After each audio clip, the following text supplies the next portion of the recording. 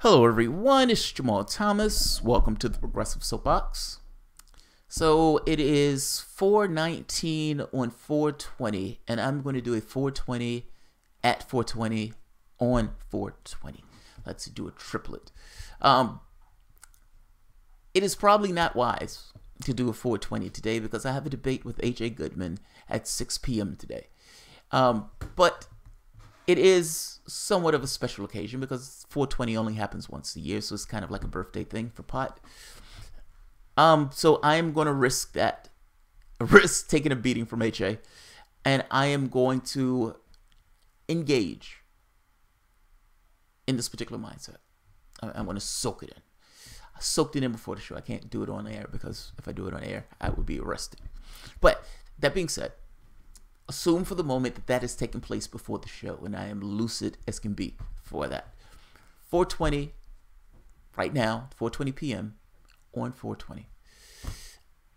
Look, before I go on to what I'm going to say, my typical 420, and for those of you who don't know, for those of you new to the show, I usually say blaze one if you got one, and these are episodes where you just kind of chill out and just think about any random odd thing. This takes place because I think, if I'm not mistaken, when I first started my show, I ended up having a 420, and I did something on like out of body experiences or something like that, and people responded saying they liked it. So I still kept it with me, and I still do these type of shows. They don't get a huge amount of views, but I think some of my audience likes it, so fuck it. I do these type of shows. These shows can range anything from aliens to OBEs to remote viewing. It runs the gamut. It doesn't matter what it is. I think one time we were talking about cannibalism and the justification, or whether or not that's worse than anything else. It just runs the gamut. Before I start the show, I want to say something. It is an indignity. It is horrible that we still have drug laws in this country where we're willing to lock up human beings and put those human beings in cages for smoking a plant. Imagine the cosmic indignity for the moment of a cop locking up somebody, an alcoholic cop, putting somebody in prison because that person smokes a plant.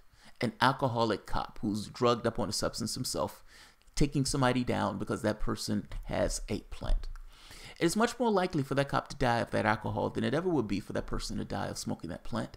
And the inebriation for each, for the most part, are comparable, with one distinction: that person on the alcohol is probably going to be more fired up and more angry than the person who's chilled out with the plant.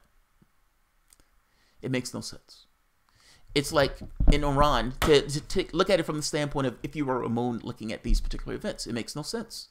You guys have drugs that are easily available, and yet for whatever reason, this particular one bugs the shit out of you, along with a host of others. But you're assuming that and pretending as if this one that is not like anything like the others is like the others. And you've kept this in law for God knows how long. Now, the truth of it is horrific, and it spells something. I don't want to define what it spells. But the idea that you had a Democratic president who was black and a liberal, and him knowing that Richard Nixon instigated the drug war with this idea of locking up blacks and hippies because he thought that these two organizations were going to come together in some way. It is horrific. The idea of Obama walking through a prison as if he's doing something for these inmates. Yes, you let a few people out, but there are thousands of people. The majority of the people right now who are in prison for drug crimes, many of which are still waiting for their day in court because they couldn't necessarily afford the penalties in order to get out of court. Should not have allowed that to go through, and he had the power himself as president of the United States to do something about that. Right now, every day, there are people being arrested and put in prison for drug crimes. Put in cages. Human beings put in cages because they smoke a plant. Something that 70% of something of the rest of the population has already done. Half of the states have gotten rid of their drug laws in a way that they've prosecuted them, meaning that they've allowed for a softening of their drug laws.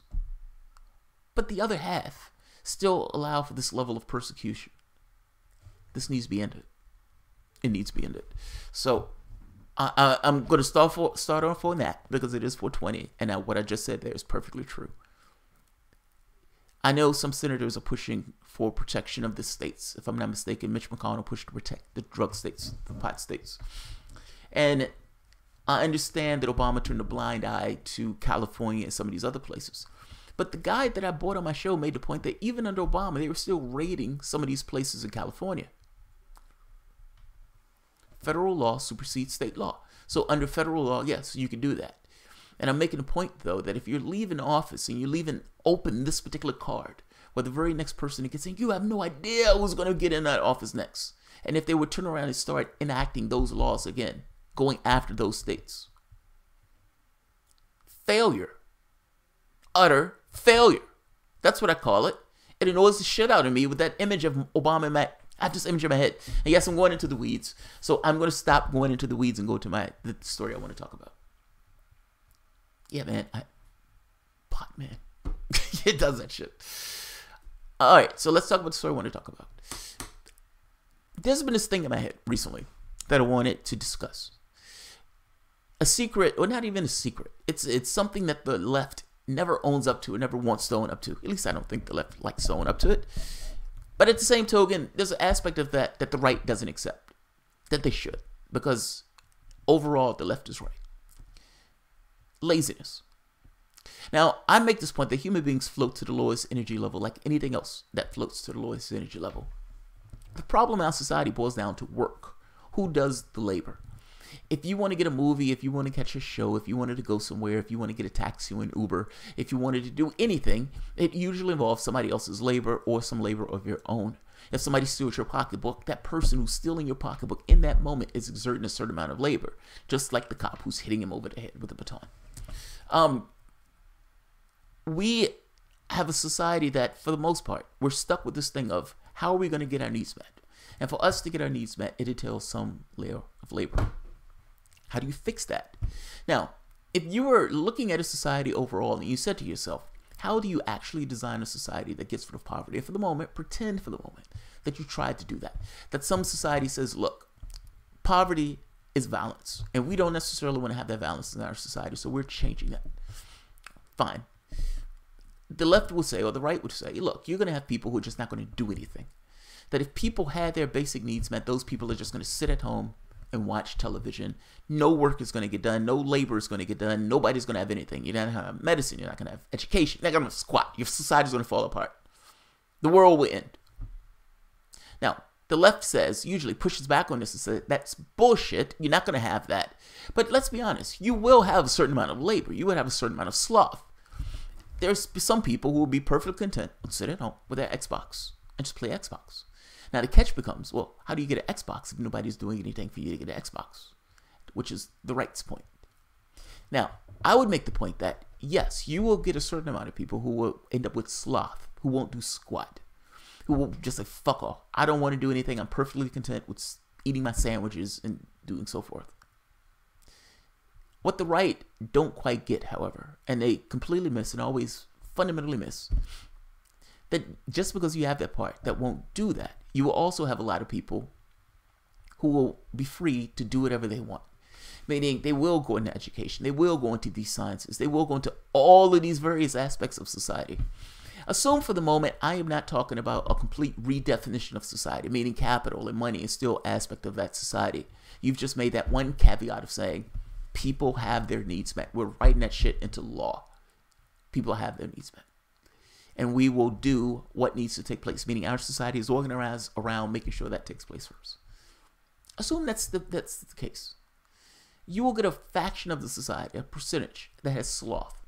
Now, whatever means you want to use from a propaganda standpoint to kind of edge those people along, fair enough. Let's say, again, we're not talking about a complete redefinition of society. Let's say people who are in this sloth state are frowned upon in the same way that people in this kind of welfare thing is frowned upon. I don't like that, but let's say that takes place. From a cultural standpoint, that will be enough to push a certain percentage into the population, to push them into work. Meaning, everyone in your society has their needs met, and for the most part, you only have a small percentage of people who are in sloth. Right-wingers will probably disagree with me on what that number would be, but say for the moment, that number is 5%. Let's say a right-winger said that number is going to be higher than that. Okay. But let's also establish that also means that there are people who right now, who work in jobs that they hate, that they absolutely hate. This mind-numbing thing of going into a task and going to a job that you hate passionately, but you can't get out of it. You can't do anything about it because maybe you have a kid at home, maybe you have a mom at home, maybe you have an aunt at home. Maybe there's something going on that you don't have the capacity to get out that job. Maybe you have something that you need to do. Like at the very least, you need to get your needs met. And in order to get your needs met, you're stuck in this shitty job that you absolutely hate. What does that do to a person? Take that, let's be empathetic for the moment. What does that do to an individual to be in a job, to be in some responsibility that they absolutely hate, but they spend hour after hour after hour after hour after hour after hour after hour after hour in a mind-numbing task? Talk about mental health. Talk about mental health. And even going with that, the overwhelming majority, not overwhelming, but the majority of the people in this country, over 50%, are either in a low-wage job or either in a poverty situation. Do you really want your fellow Americans to be in situations where they're running on a treadmill, doing something that they think is absolutely miserable for means or ends that are not necessarily the greatest in the world? Imagine taking that burden away. Now, I understand that many of those people will lose those jobs, or those jobs will pretty much evaporate overnight, because if people hate doing those jobs, right off the bat, you've eliminated the impetus, that push, that needs push, that thing of you're going to go hungry and die on the street if you don't do this job that you think is miserable. That is true. That will take place in your society. But you've also just said you've liberated those people to do whatever those people want. What I would make the case to right-wingers on this is that for whatever degree of sloth that you get in the population, you've also allowed millions of people who in many cases felt like they didn't have any opportunities at all to have opportunity. They start off from the standpoint of, my needs are met. I'm not in survival, my needs are met. Do I want to go to school? Do I want to get an education? Do I want to work in this particular capacity, that capacity? Do I want to be an author? Do I want to do whatever? But I think what you will find is most people want to do something. I don't know too many people who just don't want to do anything. Most people want to do something. Oftentimes, those people are chained to things that they absolutely hate, but they still want to do something. I would make the case to you that, at the very least, supplying people's needs will unleash immense opportunity. I'm not even talking about a radical redefinition of society. I'm saying having people's needs met, even in a capitalistic society itself. Meaning, just because people have their needs met, people will still want to exceed their needs. They will still want to exceed their needs. Having your needs met doesn't necessarily allow you to go to Spain on vacation. It does prevent you from being dirt poor, living on the street without health care. I am making the point to you that if you're talking about a revitalization of society, or this explosion of creativity in society, explosion of growth in society, I don't even think growth needs to be the point of society. I think that's somewhat of a mistaken point. That's something that we, for whatever reason, clung to. But even if you want to go with that model of things, imagine a world for the moment where people start off at a base knowing that their needs will be met, and knowing from that base they can do whatever the hell they want. You want to go to school? Have at it. We're not going to charge you for it. You're doing awesome fucking work in that school, helps our society, so yes, we want you to go to school, and we're paying for it. You want your master's degree? Fucking A. Good on you. We are paying you to do that because we think that's important for our society, and that's something that we want you to do. You want a doctorate? Even better. Even better. You've stumped your toe? We're not going to charge you for it. You're an American citizen. We believe you have value, and we're going to make sure you're covered for that. Imagine that world in comparison to our own. What does it do for the psyche when you wake up in the morning? Put your head in space for the moment, and the individual and living in that world, in that environment. Say you were born in that world. You would never know what college debt is. You would never know what it is to have a $100,000 hospital bill. What does it do to the psyche of the individual living in that world? What does it look like? Exist in that headspace. And then for the moment, put yourself out of that headspace and fall back into the headspace that we're in our society, where there is debt. There is a $100,000 bill on somebody's head. $1 million bill on somebody's head, meaning from a hospital bill or college. I'm trying to get across this thing of the citizen in one specific space versus the citizen in another. And what is this like for the person in one versus what it's like for the person in the other? And would you rather be someone, just a random Joe Bob? Which one would you rather be in? The difference between those things is one of perspective and policy. That's it. We have the resources to make that true. We just don't do it. We just don't do it. If we are designing a system together and one person in that system has over $100 billion, and somebody else is living on the street, I would say your system has failed to allocate resources in a way that makes sure those resources are distributed to some degree evenly or fairly to the people in that particular society. That's what I would say. I would say you fucked up royally in designing your system, and that system needs to be changed. This is just the degree of perspective with regards to having to get living in one system, knowing that we're in, versus getting to the other that we're not. So I'm going to end it on this. Let's see who's here.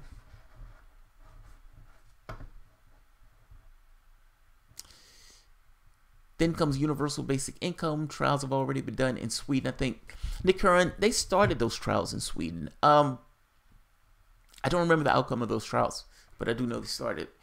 I don't know how I feel about the universal basic income. Let me say it this way. I like the idea of a UBI if it depends on how they sell it or how they put it out.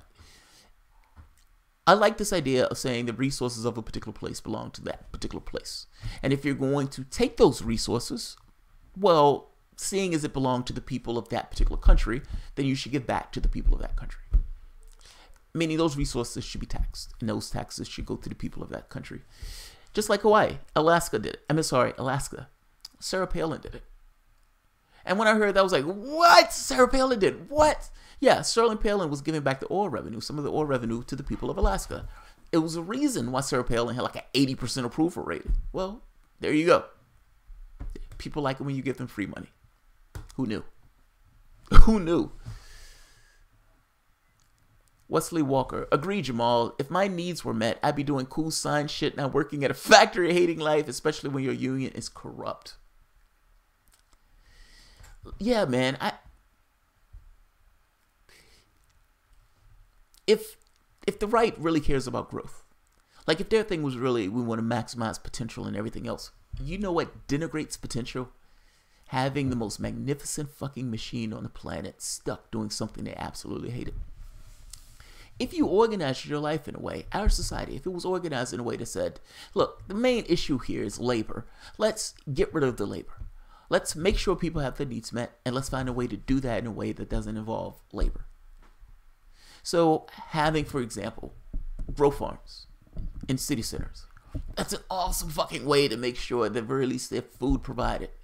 Hell, you can even have people doing labor, meaning the jobs themselves, that government pay for these awesome paying jobs. Setting up systems like that. Setting up automated systems for those particular life-sustaining systems. Let's say it that way. Automated systems for life-sustaining systems. Meaning those aspects that are required to be a human being in order to live a decent life, those things are made sure are automated in a way.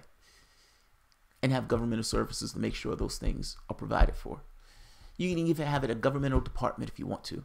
Instead of Homeland Security, have something else that makes sure people have their needs met.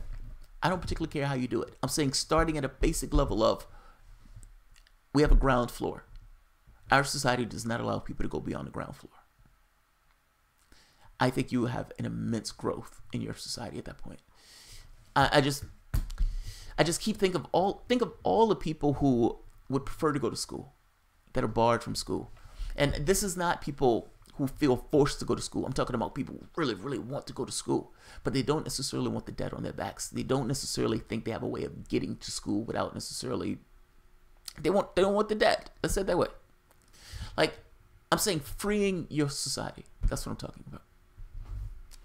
Giving your society a floor frees your society. If freedom is the point, that would do it. I know some libertarians have this idea in their heads of this kind of, no, man, freedom is a collective thing. Like, there's not just you. There's no such thing as individuality in a collective in that way. Yes, there's an aspect of you where you can float around and fuck about. But at some point, what you're going to do is going to adversely affect me, meaning you're stuck with the collective. Stuck with the collective. Can we have freedom within the collective? Yes. And this is kind of what I'm talking about. Us, as a society, making sure that our needs are met. We're vulnerable as individuals. That's what it boils down to. So let's not be individuals on the things that matter. That's my point. That's what I like to get at. Let's see, who else was here? Ann Forrells. I know that feeling. It's tricky to go to college without knowing what you even want to do and blow thousands of testing days. Yeah, think about that. It's like, think I want to be a teacher, but I'm not sure. When I went to school, I was like, I think I want to be a doctor. And then at some point, I think I want to be a physicist. And then at some point, I think I want to do, no idea. It's like, how do you know what you are at 18 years old? How? Some people at 60. How do you know? And then you blow $20,000 to find out you want to be a writer. It's like, oh, fuck. Blow $50,000, you want to be a teacher, or you end up being an adjunct professor somewhere. Like, our system is fucked up in regards to the way we penalize our students. Like, it's horrible. It's absolutely horrible.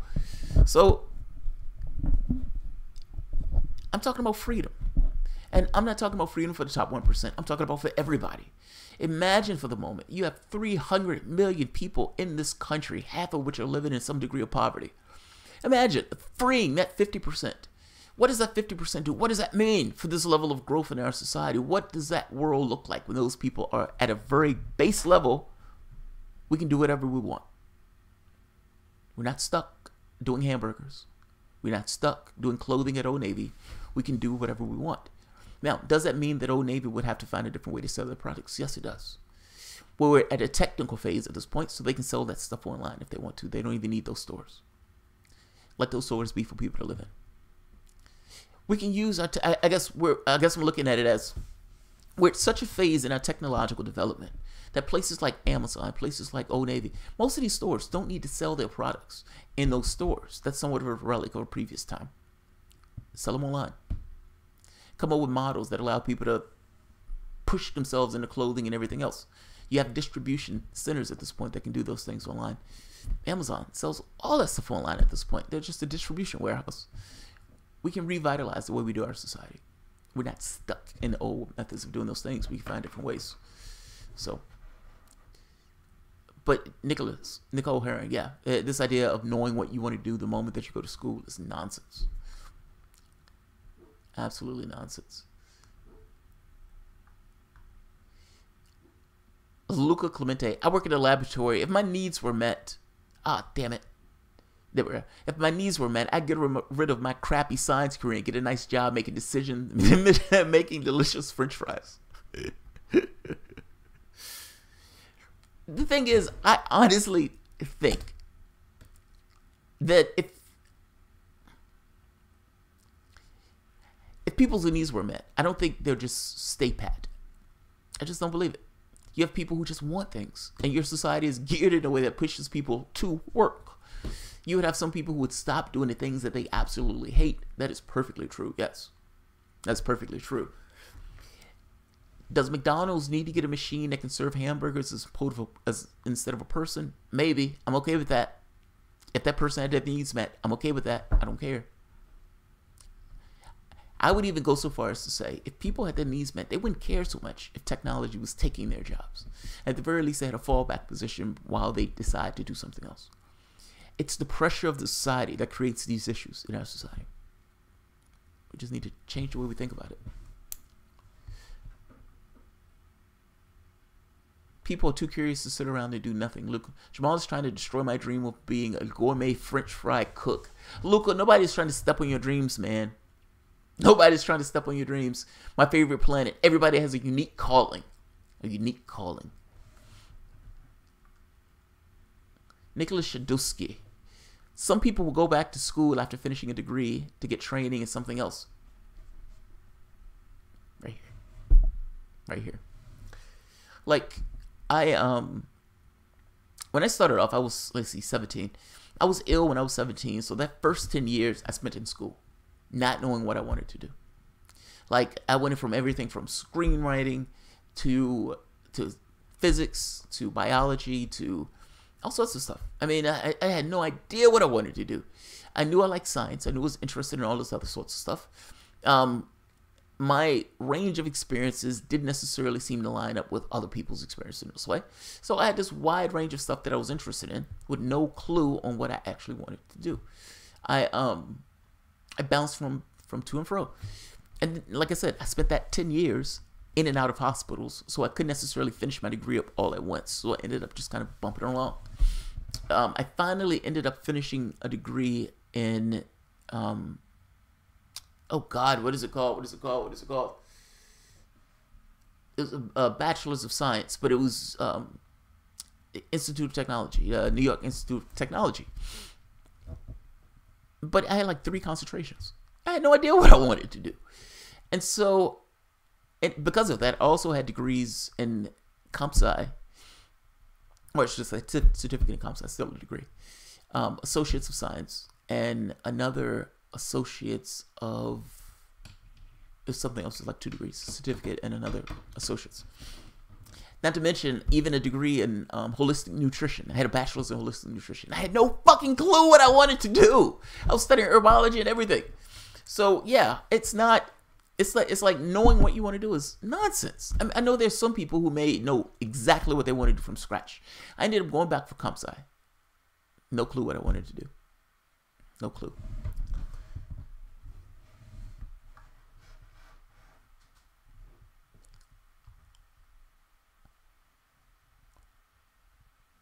You're unique and special snowflakes. I didn't know what I wanted to do till I was 25. Liz H.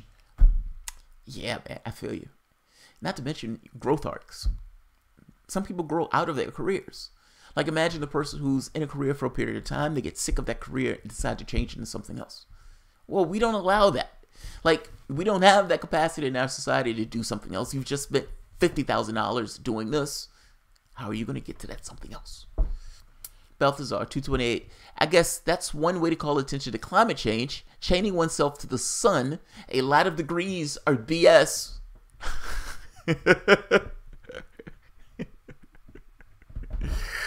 I like that. I like that. Chaining oneself to the sun. Climate change. And then the secondary. What it was a pun. A lot of degrees are BS. Good one, Balthazar. Good one. A good thing having an educated population. Yes, that is a good thing. That is not something you should penalize people for. You should want a person to get a bachelor's and a doctorate in your country. That's a good thing. It would be wise for the government to even pay people to do that. I'm talking, this is what I mean when I say how we look at this stuff should change. It is a weird way that we look at this. It's a very weird way that we look at this. Terry Robinson, anybody that knows what they want to do at 18, I do not want to know them. Agreed. Well, I'm not going to say I don't want to know them, but why would you know that? It's like, why would you know? Look, there's some people. Stevie Wonder always knew Stevie Wonder wanted to sing. Little Stevie Wonder did his thing. There are some people who have that, this is exactly what I want to do. But I don't think most, that's not most. That's not most. At least I don't think it is. So, all right, this is one that's gone for like 30 minutes. I'm not going to keep this long. I need to prepare for the thing with HA. So HA is going to be here 6 p.m. on the soapbox. So we will see what takes place. He believes Trump is going to win with a cakewalk. I have my doubts. All right, guys. If you enjoy the content, please feel free to share, like, subscribe, and of course, you can always support the Patreon. Thanks, everyone.